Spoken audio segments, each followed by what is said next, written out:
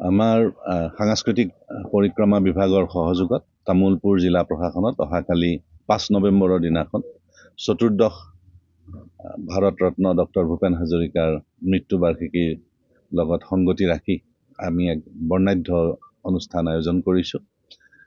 দিনৰ অহাকালি 11টা বজাত আমাৰ তামুলপুৰ হায়াৰ ছেকেণ্ডেৰী খেলপথাৰত এই অনুষ্ঠান আয়োজিত হ'ব তেওঁক শ্ৰদ্ধা জনোৱাৰ নিমিত্তে। ইয়াত প্ৰায় 3000 ছাত্ৰ ছাত্ৰীয়ে অংশগ্ৰহণ কৰি মানুহে মানুহৰ বাবে গীতটি আমি সকলোৱে ইয়াত তেখেতক শ্ৰদ্ধা জনাই আমি গাম। আৰু ইয়াৰ উপৰিও আমাৰ বিভিন্ন ক্ষেত্ৰৰ ফালৰ পৰা বিভিন্ন বিভাগৰ ফালৰ পৰা বিভিন্ন অনুষ্ঠান প্ৰতিষ্ঠানৰ ফালৰ পৰা এই অনুষ্ঠানত অংশগ্ৰহণ কৰাৰ বাবে আমি আপোনালোকৰ জৰিয়তে আমি আজি নিমন্ত্ৰণ আগবঢ়াব বিচাৰিছোঁ।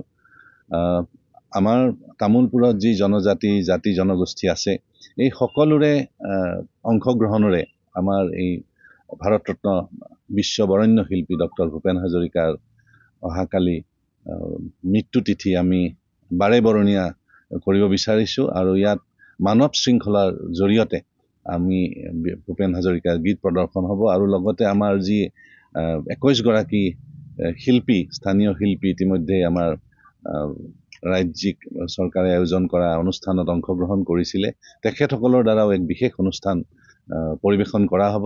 আমি আপোনালোকৰ জৰিয়তে আমি সমূহ ৰাইজক শ্ৰদ্ধাৰে অহাকালিৰ অনুষ্ঠানত তেখেতসকলক নিমন্ত্ৰণ জনাইছোঁ। আৰু ইয়াৰ লগতে আমাৰ যিসকল আমাৰ আত্মসহায়ক গোটৰ আমাৰ মহিলা আছে বা বিভিন্ন আমাৰ বিভাগৰ যিসকল অংশীদাৰ আছে সেই অংশীদাৰসকলেও তেওঁলোকে এই গীতত অংশগ্ৰহণ কৰিব। ছাত্ৰ ছাত্ৰীসকলৰ উপৰিও ইতিমধ্যে আমাৰ গোটেই তামুলপুৰ জিলাত এক সাংস্কৃতিক পৰিৱেশে বিৰাজ কৰি উঠিছে। আমাৰ প্ৰায়বোৰ স্কুলতে আজি কিছুদিনৰ পৰা আমাৰ ভূপেন হাজৰিকাৰ সংগীত চৰ্চা চলি আছে। প্ৰত্যেকখন স্কুলতেই আমাৰ যেতিয়া আমি এছেম্বলি সময় হয় ৰাতিপুৱা, সেই এছেম্বলি সময়ত আমি মানুহে মানুহৰ বাবে গীতটো তেওঁলোকে গাইছে।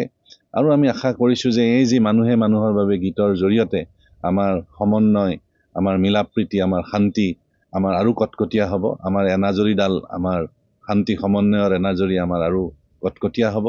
আমাৰ ইতিমধ্যে ছাত্ৰ ছাত্ৰীসকলে আমাৰ স্কুলসমূহে, বিদ্যালয়সমূহে, আমাৰ মহাবিদ্যালয়সমূহে গোটেই জিলাখনতেই এক সাংস্কৃতিক প্ৰভাৱ আৰু এক ভূপেনময় পৰিৱেশ আমাৰ মাজত সৃষ্টি হৈছে। গতিকে অহাকালিৰ আমি পবিত্ৰ দিনটোত আমাৰ সকলোৱে যাতে উপস্থিত থাকি আমাৰ বিশ্ব বৰেণ্য শিল্পী ডক্টৰ ভূপেন হাজৰিকা ভাৰতৰত্ন তেখেতৰ প্ৰতি সন্মান জনাবৰ কাৰণে দলে বলে ওলাই আহে, সেয়ে মই আজিৰ এই প্ৰেছ কনফাৰেন্সৰ জৰিয়তে সকলোকে আহ্বান জনাইছোঁ। ধন্যবাদ।